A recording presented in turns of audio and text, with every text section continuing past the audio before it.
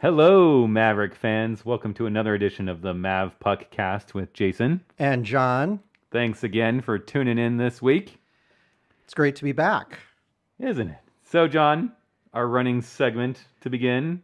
Absolutely. What are we drinking? What we're drinking this episode? Well, I am drinking hot chocolate that I made in my kitchen and drove all the way out here to your house. Is it still warm? I mean, we're It's practically to Lincoln here, so. Yeah, we talked a lot before the podcast. It's kind of like just kind of a lukewarm kind of hot chocolate. It's got cinnamon in it. It's got a little eggnog. It had whipped cream. I started putting it in there, and then I noticed the date on the can of Ready Whip was from May of this year. So we'll see You how. skipped that. Yeah, we'll see if I.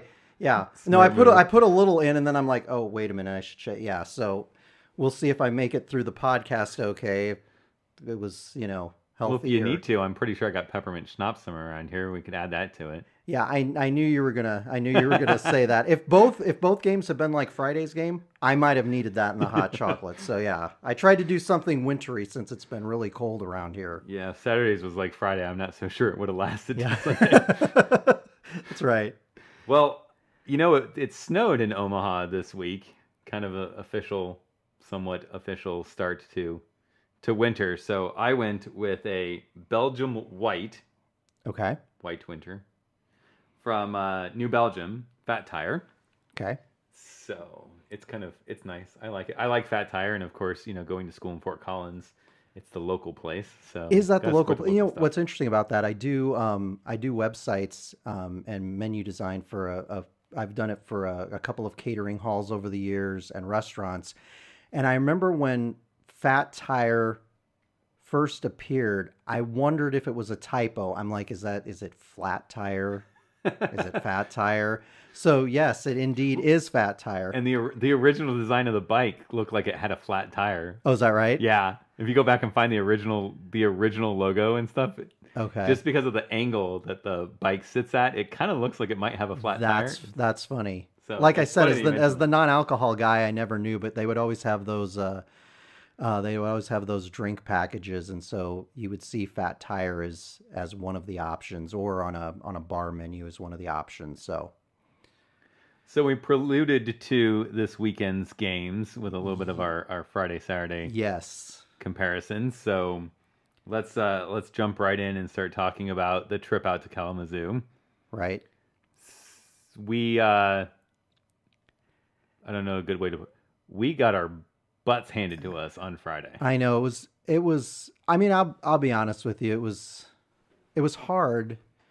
Not because it was hard watching team. It was frustrating because they had such a good game a week Against ago Miami. Yeah. against Even when Miami. we lost on Friday, I still thought 4-1, we Yeah. played pretty well. Yeah, and so I'm watching Friday's game, and I'm thinking, against Western Michigan, I'm thinking, things didn't quite come together again like they did the previous Saturday against Miami, and it was one of those things where, again, in my mind, I'm like, is this a case of will, or is it a case of skill? Is this a situation where they have the skill, but just the dots are not being connected, emotionally and motivationally? Or was this a situation where they just didn't have the skill to match up with Western Michigan, who had Wade Allison back in the lineup for the first time this season? So it was kind of a strange feeling, and it was frustrating again. And then you're starting to think, oh my gosh, are the wheels falling off this time? And I don't know what your reaction was Friday, but Well, I think you're on it. Like, what's the problem? right. Because for many series, for most, I would argue for most of the series, with the exception of maybe the Union series, I felt that the team's performance on Friday was dramatically different than the team's performance on Saturday. Miami, Ohio, I think was probably effort-wise where I thought we had a little bit more consistency between the two games. Sure. But I think a lot of fans, myself included, are kind of looking at it going, what is wrong? Why is it that we're struggling so much on Friday nights? Yeah, it's been a really rough night for the team. Now, that said, in the month of November, we're 500. So, I mean, I can't. Yeah. But it's one of those things where it's almost like they're very much a bipolar team. It's just they're very different from one night to the next. Mm-hmm. And you're like, is that some magical thing the coaches are saying, or is it just one of those weird? Yeah, I don't know. I think personally, my observation, a little IMO here, I think that it almost seems like the guys are not ready on Friday. It seems like, and not ready in the sense of they're not conditioned, they're not capable, they're not, mentally sound, but more in like, it almost seems like we're not prepared as a team to handle the strange bounces and whatever our opponent decides to throw at us. And then It just almost seems like it affects us. Affects us more if we get down a goal or right something on Friday on night. Fridays than it does on Saturday. Yeah. And so there's this like enlightenment that comes after Friday's game about, hey, here's what the other team's going to do. And then it's like we figure it out. So part of me goes, and I don't know I really don't know. And I'm a fan. I'm not, I'm not involved with the university. So I don't know day in, day out, week to week, how much time do they spend in a film room? How much time do they spend talking about system? How much time do they spend, focusing on what is our opponent going to try to do on Friday, and what is our goal for handling that? What is our expectations? How are we going to attack, and how are we going to defend? And I've never been one to like always put it on the coach, but there is a level of like, are these kids getting the information from the coaching staff that they need to be prepared? Or is it like, let's go see what they throw at us on Friday and then we'll figure it out for Saturday? Yeah. Or is it that the coaches are, fully prepared for the series, but the players are just whatever, they're not reacting until that second. They're not absorbing it the way they need to. They're not executing the way that they need to. Or if they're just emotionally just not into the game on. Right. It's a strange, and it's the real conundrum when you're analyzing a team that has weekend series where one night is drastically different than the next. It's much easier to talk about a team that's kind of the same from night somewhat to consistent, night, one way or the other, And so it's hard to know, and I don't know. I guess we should be happy this month anyway with the two series that we've had where the improvement has taken place from Friday to Saturday as opposed to the other way around, because that would kind of be a different narrative. There's a lot of teams out there that can't adapt game to game, and if you have a bad system, if you have a bad plan of attack going into Friday, it seems some of these teams just can't remedy it. Sure. Yeah, they can't. And so maybe this is part of the evolution of our team this season. You go from having against Notre Dame and Arizona State, both of those series were tough both nights. Mm-hmm. And then you have the last two series where we've made improvements from Friday to Saturday. We get the split. Things are improving. Now, obviously, you would like to see one of those, like, for example, you would have loved to have seen, you win against Miami on Saturday, and then you go into Kalamazoo and you have a similar type of performance, similar type of outcome on that following Friday. Right. Yeah, it's tough because I'm not in a position of putting blame here. It's just something's clearly not working. Right.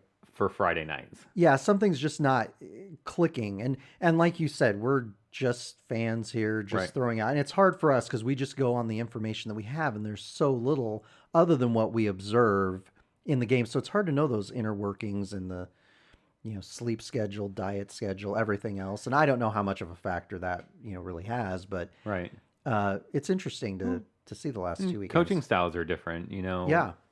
My experience having coached, my system relied on players having more of a common bond. And so we spent a lot of time giving them space, giving them an ability to challenge themselves, Right. And some coaches are more structured, and they want more control over what their players do and when they do it and what they eat, and portion controls, and we were always, we would be somewhat on that in the sense of like we really want, but there's always days off, and Sure. days off were days off completely. So look, I want you to eat, not to like throw Gabs into the bus or anything, but we Yeah. want you to eat kale and crazy stuff like that. But you know what? When it's your day off and you're away from the team type of thing, look, if you want a hamburger, go for it. Yeah, I mean, and I think that's kind of the strange. And again, I don't know that necessarily, like we were alluded to earlier, I don't know that that necessarily is what is going on. I mean, maybe it's just a situation where these players just have to kind of decide themselves and put it on their shoulders to get the job done. Because I think, and I keep saying this, and I know some disagree with me, I think that they have the skill to win games. And one of the things that Mike Gabinet alluded to in the article with Tony Boone before this series was he said, I think that, skill can be, it can be taught and it can be nurtured. And so I think that, what I'd say, I think that there is an opportunity to kind of enhance some of those skills that the players have. I just don't know that that's the issue with the team. I for whatever reason, I don't know if it's that the will, that the motivation, for whatever reason among the player. I mean, because ultimately you can, lead a horse to water, but you can't make it drink. So, Right. I don't know, what the scoop is there, but it makes it difficult for you and I to talk about it on a podcast. That's for sure. I mean, it would be much easier if we got, 2 wins on the weekend, or even if we got swept on the weekend, then you know what you're dealing with a little bit more than this kind of situation, because they showed that they can compete in both of the last 2 series and win games. It's tough for us not to, like, poor us. Everyone feel bad for Jason and Jon. It is just tough on us to no. to do this voluntary podcast where we're talking. Please don't make us talk about this. But it's hard because we're sitting here saying, okay, well, which team do we talk about? Do we talk about the team that showed up on Friday, or we talk about the team that showed up on Saturday? Right, the team on Saturday played, fundamentally sound hockey. They sacrificed. They filled lanes better. They blocked more shots. Yeah, and those are. I think Gabinet's talked about this in press conferences early in the year about the little things and teams that maybe don't have the level of talent as your Notre Dame, Minnesota Duluth, or even past Maverick right squads. When you don't have that level of skill, you have to be better at the little things. Right. Because those little things can turn into big things really quick. Yeah, and when you're not doing the little things right, little mistakes, and obviously you don't want to put too much pressure on the players where they're so, consumed or obsessed with, oh my gosh, if I make one little error, it's going to, but right. A lot of times it's just a sequence of little things that can, lead to a scoring opportunity for your opponent that, wasn't there. Right. Otherwise, and that can really turn a game. So I was talking to a friend about NHL stuff, and we were talking about some of the NHL defensemen, and I had mentioned that there's certain players that are extremely fast defensemen. I mean, they are faster than some forwards were right 5 to 10 years ago. Right. And they're just the modern defenseman isn't the big brawny guy every time necessarily. Like, you kind of like having that puck moving defenseman, someone who's a little bit faster. And I said, there's classic examples of these guys in the NHL right now that, from a coaching standpoint, I say are out of position. They're right. not playing soundly the way that they should be.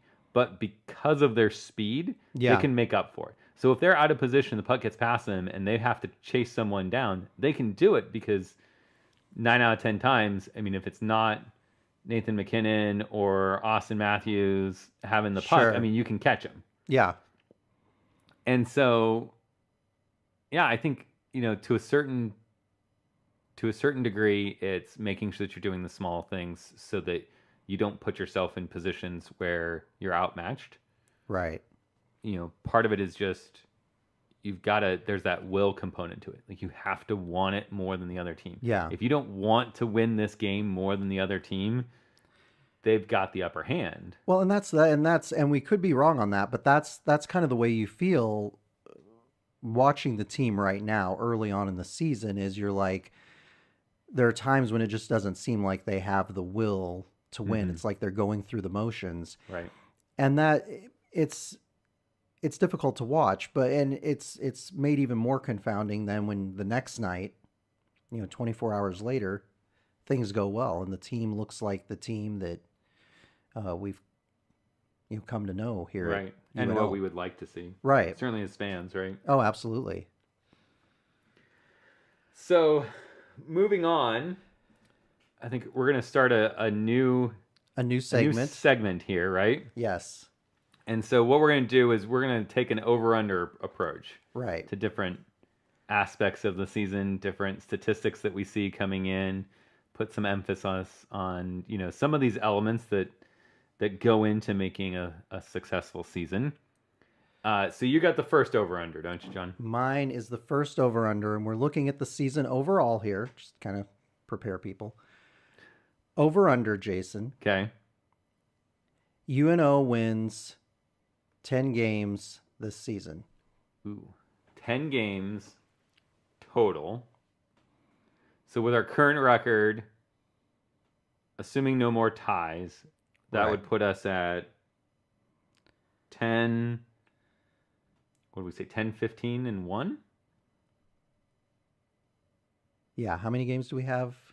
We've played 10 games. We have 24 left in the regular season. Yeah. So about 10, 15, and 1. Yeah. Okay. Let's see here. Looking at what we have left. We've won 2. We've won. We've won 2. We're 20% of the way there. We are. I'm going to take the under. Okay. I think I'm going to take the under. I think I'd take the under at 8. Okay. Maybe 9. Okay. I think it'll be close. 10, I think, is a pretty good number. I could see us winning 10. Okay. But I worry about some of the road series we have.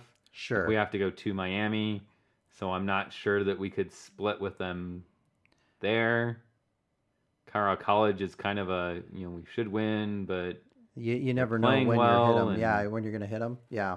And then, as it is every year, you got the big boys. It's all NCHC after January 1. Yep. So I'm going to take the under. I'm going to say under at 8. Okay.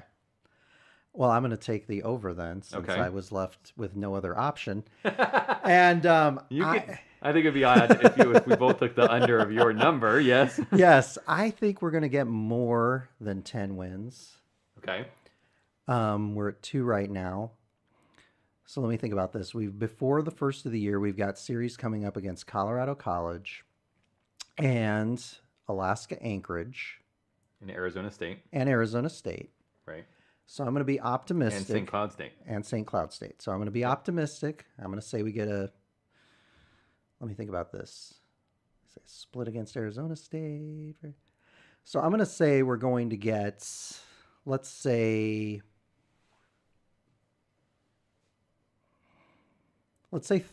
13 wins on the season. Okay. So that's just 11 more wins. But if you get a sweep against Alaska Anchorage at home, yeah, you get a sweep against Colorado College at home. Okay. You get a split against Arizona State. There's 5 wins before. 5 wins right there. We're up to 7. And so I think we don't have to miraculously beat St. Cloud in St. Cloud. We don't. Yeah, we're not gonna talk. St. Cloud's a very good team. I watched them this weekend. They're a very good team this year. So I'm gonna say we can get 6 wins after the first of the year. What do you think about that? I think you're an optimist, but I think we covered that in a previous podcast. Yes, I think That is an interesting schedule we've got after the first of the year. So, All right, so my over/under, okay, keeping with the theme of end of season wins, right, is conference. okay, So 26 conference games total for the okay, season. We have played 4 of them, so we have 22 remaining. yep, I'm going to say over/under 8 conference wins this season. okay. So what do you think? Over or under 8 wins on the season? Well, I'm gonna say over since I just picked that we were gonna win what You're 13 going to games. stay an optimist. Yeah, we've won 2 games so far. So what am I saying? Over Okay. 8 wins? Over, yeah, you're going to say over 8. 8 So conference wins. Where are we going to be over 8? Well, let's think about what I keep just in mind what you said let's for think about what I just said. We have 2 wins. I think we're gonna sweep Colorado College, so that's 4 wins. I guess to a total of 4, yeah. And then I think we're gonna get 6 wins after the first of the year. So that would be 10 wins. 10. So 2 over the 8. Okay. Assuming I did that math right, I'm going to get all kinds of comments about this week. Neither of us majored in math. No, so- we didn't. I'm a word guy, so. So I'm going to take the under. Okay. The way I look at it, we've got Colorado College. I think we get a split there. That's going to take us to 3. Sure. I don't have a whole lot of expectation with the way St. Cloud's playing that we That can was get anything that out of was that a tough one. series last February up in St. Cloud, so. Yeah. We start the year with Denver and North Dakota, and Duluth. Denver, 3 in a North row. Dakota, and Ooh. Duluth. I'm being optimistic, Those are rough. Mavs. I'm telling you, I'm being optimistic for you guys. That is a rough stretch in January. The month of January is going to be a tough one. I think we hit after Duluth. We've got Western Michigan at home. Then we go to Miami. Right. Then we've got St. Cloud at home, Denver at home, and at North Dakota to finish the regular season. I think I'm going to go 6. Okay. Unfortunately, I think that we'll stay, this kind of like 500 team. Sometimes we'll lose, we'll get swept in or out of arena. So it's a tough one. And as you sit here and you just, as we're sitting here scrolling on our iOS devices, looking at the game, I mean, it looks daunting after the month of November. It does look. But we're an NCHC team, so when does it not look daunting? I know. You look at a conference schedule. I'll tell you what. Yeah, after the first of the year, it looks. You're right. It's brutal every year, but yeah, it's a. Now, here's the thing I will say though. Okay. Just to I'm not a total pessimist, and people don't have to crucify me. Nobody has to at you on this stuff. Yeah. Yeah. I will say that I'm not. Everyone's like, "Oh, you're packing in the season." I'm not packing in the season. No. Here's the thing: if this team can continue to get better, continue to gel, perform, and move along in the right direction, we always have to remember that the team that wins the NCHC tournament gets in no matter what their record is. Right. And so even if we have to go somewhere, if these guys can just stay committed and say there's always a way in, you could go on a run. I've seen it before. You could go on a run in the conference tournament and get yourself in. And in many cases, the teams that do that are the ones that have a lot of juniors and seniors on the roster, which is something we do compared to some of our competition. So it's very interesting. So we've played 10 games, and so we've got 24 regular season games left. So outside of the Arizona and Anchorage series, I don't know where I was going with that thought, but I was going somewhere with that thought. I was just saying, I guess if we played 500 hockey the rest of the, if we played 500 hockey the rest of the way, right, in the 24 games that we have left, I guess that would be 12 wins. 12 wins combined with the 2 that we have. That would take us to 14. To 14. What did I say? 13. So yeah, I'm being incredibly optimistic here, but we're going on the evidence that we have today, which is the 2 series this month where we split. So. But as you pointed out in our prep, You did pick the split, and we got the split. So. I did pick this. I was just trying to take a different point of view than you did last week. But we got the split, and I picked it now. So yeah, we did well. We'll take the split, and we'll take the split the rest of the season if we can get it. But when we break it down and look in terms like that, it's daunting to think about going 500 the rest of the way in this conference, because it's been tough to go 500 in this conference, despite the fact that we've won 17, 18 games the last few seasons. I still think the problem with the 500 series is that we've struggled against our this is our out of conference slot here at the beginning of the season, and we've struggled to pick up wins, and so when you get into dealing with the rankings that we shall not, that Connor forbids us to mention. Yes, Connor, we're not going to talk about the rankings that we won't, but maybe in the second half, maybe UNO will give us something so that we feel like we want to have the discussion on those rankings that shall not be named. So right, yeah, exactly.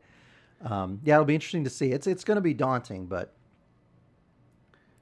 so next week's a bye week. Next week is a bye week. Sounds like we're going to take a bit of a bye week as well. We are, yeah. My daughter has a tournament out of state, and so we're trying to figure out how it works schedule-wise. So what are your predictions for her tournament during the bye week? Ooh. I put you on the spot there. Yeah, that wasn't in prep, dude. I know. You sprung that one on me. I did. Well, I scout the 10U girls a lot, so I know every team that's out there very, very well. Sure. I know absolutely nothing about this. I'm like, I don't know if I could even name the cities that we could be playing against. So yeah, I will say, just strictly based on the way the girls have performed, that they will do pretty well. Okay. I think that they've had some rough things playing their friendly games here. Right. But they're getting better. They're learning more, and they're becoming a team. And so I'm going to suggest that they do well this year. Well, I hope you guys have a good time up there. That should be fun. If nothing else, it's going to be a fun outing. So yeah, it sounds like it'll be fun. So yeah, the girls will have a blast, and we'll hang around the hotel and drink beer. So how could we not be happy, right? The girls aren't going to drink beer, are they? Nothing. The girls aren't drinking beer, are they? Not that I know of. Mine aren't. Yeah. Okay. I don't parent other people's kids. So. I don't know how hard partying these. I'm going to suggest that they don't. Youth hockey players are. Absolutely not. So we should preview Arizona State coming to town. We've got Arizona State coming into town, so we get another. Just what we wanted. Which has to be after Turkey hangover, right? I mean. Yeah. These poor kids. Are they going to use? Are these Mavs even going to get like a turkey dinner? I don't know. Is Gabna going to feed them like tofu turkey? I don't know. It's the whole tryptophan factor in the turkey. For the next week after we fix turkey, I sleep better than I sleep any other time of year because of the chemicals in the turkey. So we may have to factor that into our. We should have asked. Like, Gabnet needs to tweet us and let us know, because that changes how I'm going to predict the team. Exactly. Are you going to let them eat turkey, or is it going to be some sort of a tofu substitute? That might be a good idea, actually, than all the tryptophan in the turkey and the carbs from the dressing and the mashed potatoes. And the more I'm talking about this, it sounds great. So, well, I'll take the first stab at this. I'm going to say if they get to eat real turkey, we lose both games, and if Gabnet's controls our diet and they get to eat tofu turkey, we're going to split. Okay. So I'm going to have to take the pre or turkey and no turkey options here. I'm going to go with possibly getting swept out and a split. I'll tell you what, Arizona State has played well the last few weekends. Yes. Obviously, the fans are familiar with the series we played down in Tempe, but they had a good series against Penn State and a good series against Michigan State. So I don't know what's going to happen, but since I've been the optimist Was it the last 2 weeks that I've been the optimist, Uh, or was it just last week that I I think was the there's only optimist? 1 week where you weren't the optimist. Oh, okay. Well, we'll go with a split again since I'm predicting we get 13 wins this season. I guess you do kind of need that split to get you there, We don't you? we need, yeah, we need that split to happen, and then a lot of good stuff to happen and Can we before the sweep first of them? the year. Can we win both? It just depends. If we have the team that, has showed up on Saturday night the last 2 weeks, absolutely we can sweep a lot of the teams that we're going to be playing this season. If not, they may fall apart. I don't know. I guess the important thing is we're going to turn this into a drinking game for next week. I'm buying Johnny Walker, and I'm gonna shout out to however many goals or points he gets, because Now, were we determining between Johnny Walker Red and Johnny Walker Black? there was that discussion which one I need to buy. Yeah, I have no idea because I know nothing about alcohol. But One's more expensive than the other.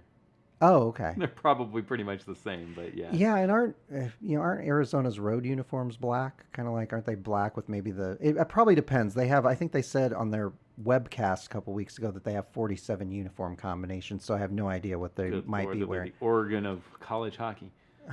Man, I know that would be insane if Oregon played college hockey. All the I don't know that I bizarro. can handle those like shiny helmets. That Oh, like, I know, and like shiny the silver. No. neon yellow jerseys. No, Yeah.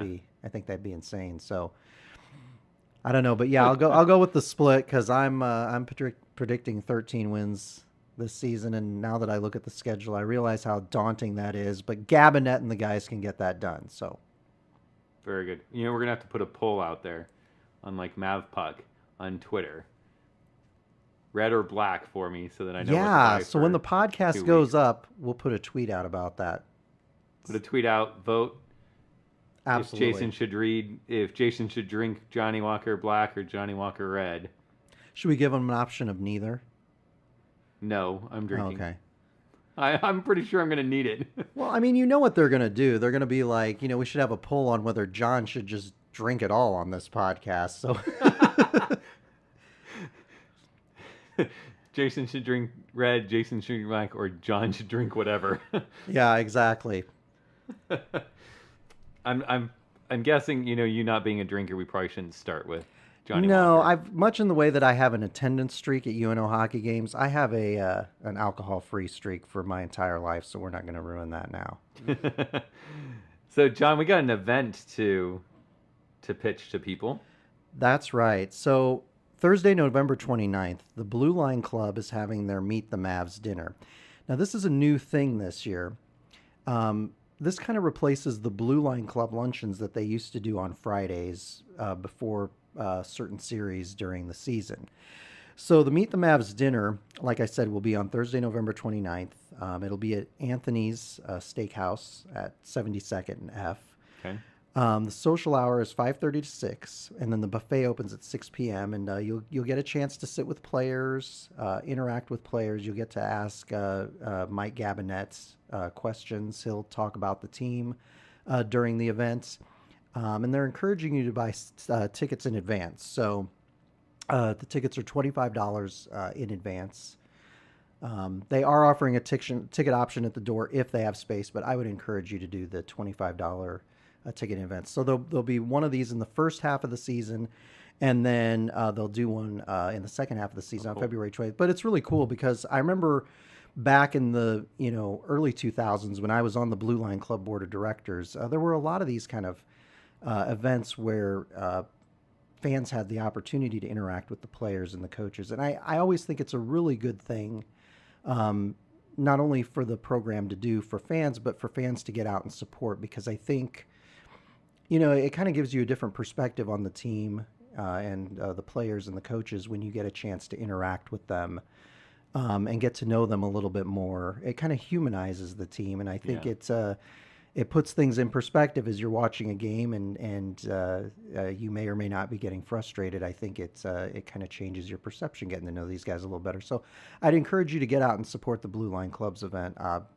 Bridget and I are going to be there, and hopefully Jason and I think we'll be there too. Gotta look at the schedules and stuff. But Okay. yeah, I think it'll be a good event. I think it's a great opportunity for fans to, like you said, engage with the players and kind of meet them on a different level.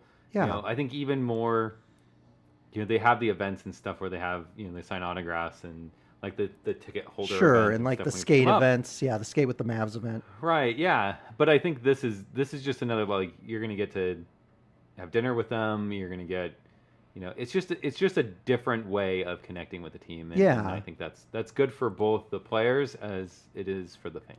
Yeah, I think it's good to get to know the guys who are entertaining you on a week to week basis, and it's good for the players to get to know who they're playing for because Yeah, there's a lot of really good fans involved with this program, and sometimes they're not the fans that the players get to see all the time. So I think it'll be a lot of fun. But I encourage you guys to go out and support this event because hopefully they'll do more in the future. yeah.